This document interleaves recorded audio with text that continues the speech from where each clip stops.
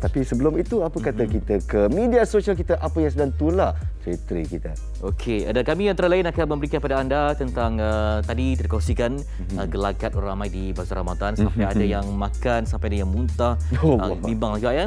Selain kita juga nak beri fokus dalam kesibukan kita membawa anak pergi ke tempat yang ramai orang, terutama dari segi keselamatan lah. Elak tempat yang sesat sepatutnya walaupun dalam endemik, tapi bimbang kalau bawa anak kecil. Ada juga yang nanti yang mungkin akan terkena dengan ujian. Kalau kita membeli belah tu, kadang-kadang ibu dan bapa mungkin terlalu teruja membeli belah, terlupa anak ataupun di sana tidak memantau. Sambil naik eskalator, kita ada yang tengok telefon, nak mencari maklumat, nak terima itu dan ini, sampai ini kes yang berlaku menggemparkan juga, di mana kaki kanan seorang anak lelaki berusia 3 tahun tersepit dalam eskalator di sebuah pusat membeli belah. Dan ini bukan kali pertama berlaku, banyak juga kes Tepat ya. sekali. Saya pun pelik juga kenapa kes ni sering kali berlaku. Adakah masalah dengan eskalator yang kita ada di sini, atau adakah ia sesuatu yang tidak dijangka? Kita pula, anak-anak kita pula yang terlalu nakal. Apa kata kita bersama dengan penolong kanan penguasa bomba Muhammad Syafizul Muhammad Noor, yang merupakan Ketua Balai Bomba dan Penyelamat Cyberjaya di dalam talian. Assalamualaikum Tuan Syafizul.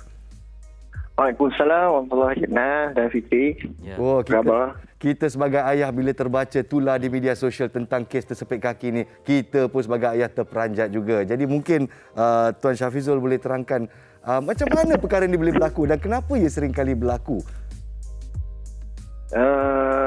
Untuk makluman Nahja Fitri perkara ni untuk keselamatan eskalator ni bukannya dalam, kalau kita tengok yang ada di Malaysia ni, semua langkah keselamatan tu dah ada, walau bagaimanapun kita apabila berlaku sedikit kelalaian dan juga kecayaan, boleh menyebabkan berlakunya kemalangan lah.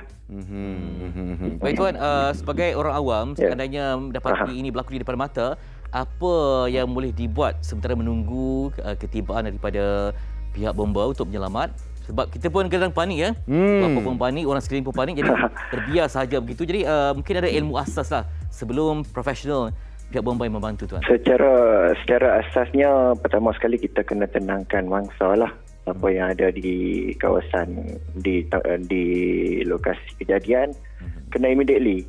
Bila eskalator ni bergerak, berlaku insiden, dia ada satu button yang untuk menghentikan fungsi, dia panggil emergency stop button.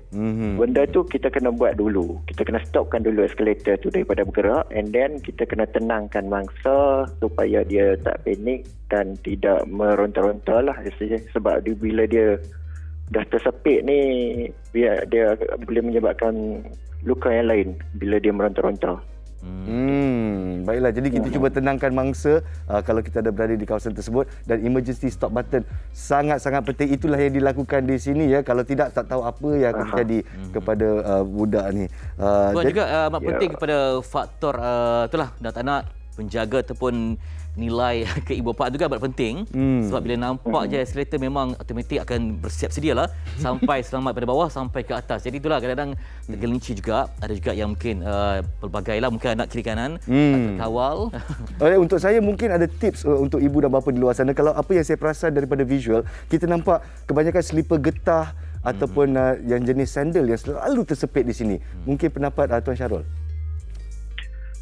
Okey, kasut sandal atau kasut getah ni biasa seperti yang kita sudah tahu, dia sebagai bahan penghenti. Kalau bila dia bergeser ni, dia akan drag dan jadi geserannya pada permukaan bahagian tepi tu. Dan bila dia kena alur tangga eskalator tu, dia akan tarik masuk ke dalam. Sebab benda tu bentuk getah kan. Jadi macam mana Fitri, haruskan kita campak semua selipar getah-getah kita bila pusat membeli belah? Ya, saya faham mungkin anak-anak kerja kan. Ini saya kongsikan lah, terdapat beberapa langkah keselamatan yang boleh kita praktikkan, sama ada kepada diri kita sendiri ataupun anak-anak kecil. Okay, yang pertama sekali, awasi kanak-kanak. Setiap kali menaiki eskalator, jangan benarkan mereka duduk atau bermain atau bersandar pada selusur tangga bergerak atau eskalator lah. Dan yang kedua, sentiasa kekalkan jarak di antara kasut atau selipar dengan bahagian tangga yang sedang bergerak. Elakkan berdiri terlalu dekat dengan bahagian tepi eskalator.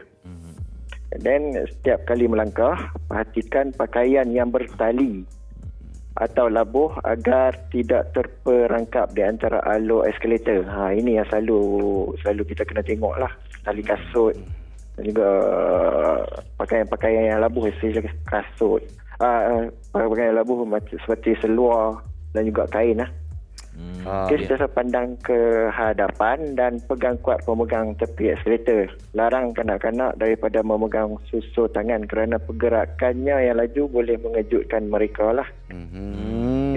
Bermaksud bila masuk. And then mendukung kanak-kanak kecil mendukung kanak-kanak kecil adalah lebih baik daripada menyuruh mereka menaiki sendiri eskalator. Supaya kita boleh kawal budak-budak tu. And then gunakan lift sekiranya membawa kereta seorang bayi, kerusi roda, skuter elektrik, bagasi dan lain-lain, kerana kemalangan boleh berlaku sekiranya menggunakan eskalator lah. Tuan Syafizul, memang tips-tips yang sangat bernas dan harus kita pantau sebagai ibu dan bapa. Terima kasih. Terima kasih banyak Tuan. Okey, sama. Kerana ada penguasa bomba Muhammad Safizul Muhammad Noor, Ketua Balai Bomba dan Penyelamat Cyberjaya. Jadi pantas orang awam juga main peranan. Kalau dalam bab eskalator ni, ada orang nak kita juga. Betul. Tahu di mana butang, kemudian hubungi pegawai keselamatan dengan segera. Bermaksud juga hanya tengok, ambil gambar, tetapi tidak bertindak untuk membantu. Sebab ini ada nyawa di sebalik eskalator bergerak itu. Tepat sekali.